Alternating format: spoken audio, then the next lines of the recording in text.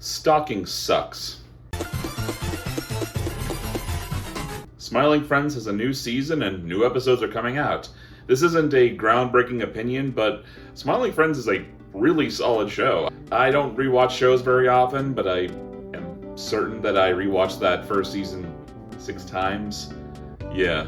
One of the episodes was a fantasy one, spoofing on Dungeons & Dragons and Lord of the Rings, where Pim and Charlie are tasked with making the princess smile. They're saved by this Bilbo Baggins-looking motherfucker, Mip. Mip is on a quest to deliver a gift to the princess, and guides them on their journey, where Charlie goes on a fucking grinding spree, much to Pim's displeasure.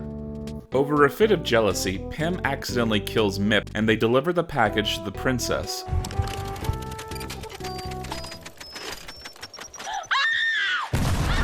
Oh my god, that was Bob the whole time? The princess reveals that Mip was her stalker, and she had to move several times in order to avoid him. And now that he's dead, she can finally smile. It bucks the trend of the client driving the narrative of the episode, with the princess only showing up for a minute and a half. And instead, the episode is driven by Mip coming in between Pim and Charlie's relationship.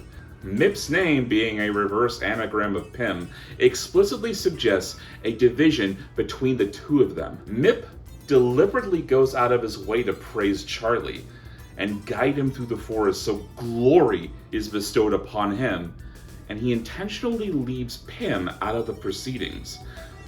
Before his death, Mip made little effort appealing to Pim, and barely communicated with him. What significance is this?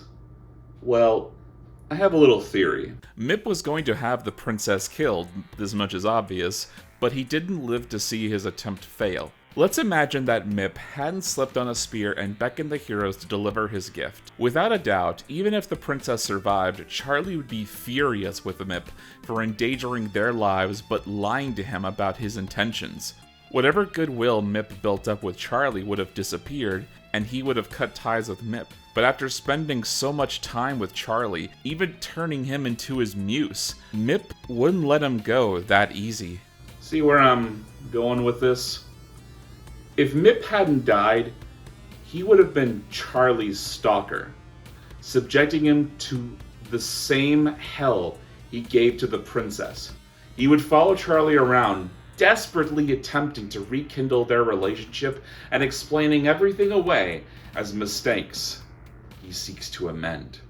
Charlie is the sort of person who is rugged on the outside, but has a moral standard that he will never cross, and causing harm or killing an innocent by far crosses that line. He would adamantly refuse to even entertain these delusions on Mip's part.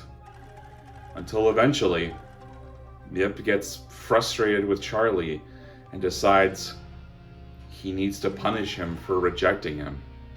Maybe one day Charlie opens a letter and finds a bomb. Maybe a client that Charlie goes to, he opens the door and gets acid thrown in his face. These sound far-fetched. They're real.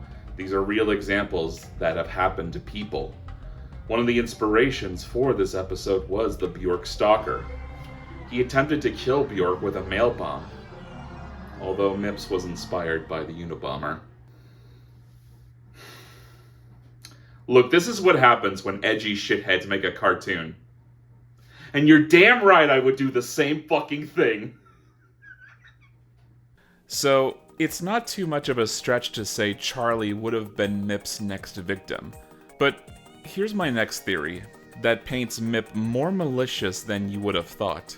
I think the princess was just like Charlie at one point. I'm aware that with as many clashing art styles as Smiling Friends, picking out who does or doesn't belong is impossible.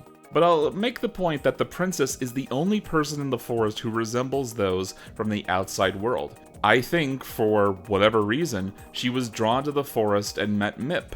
Perhaps Mip saved her from a predicament and afterward guided her along many adventures, until something happened where the princess could no longer tolerate him anymore. And now we have the episode.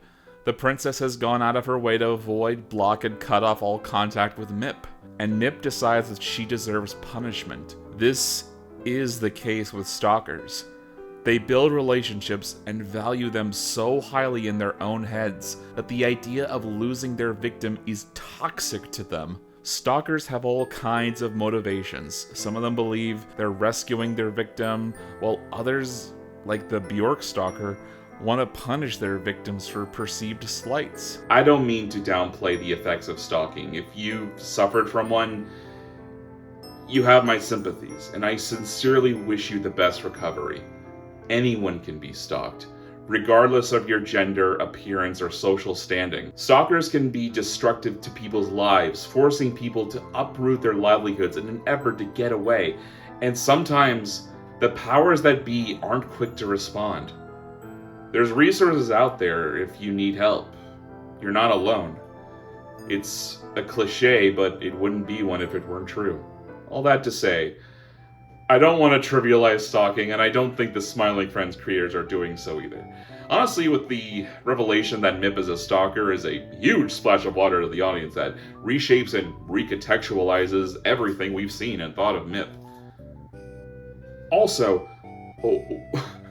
I don't know if anyone's ever brought this up, but what the fuck was up with him being a monster upon dying? That was really like a... Hello.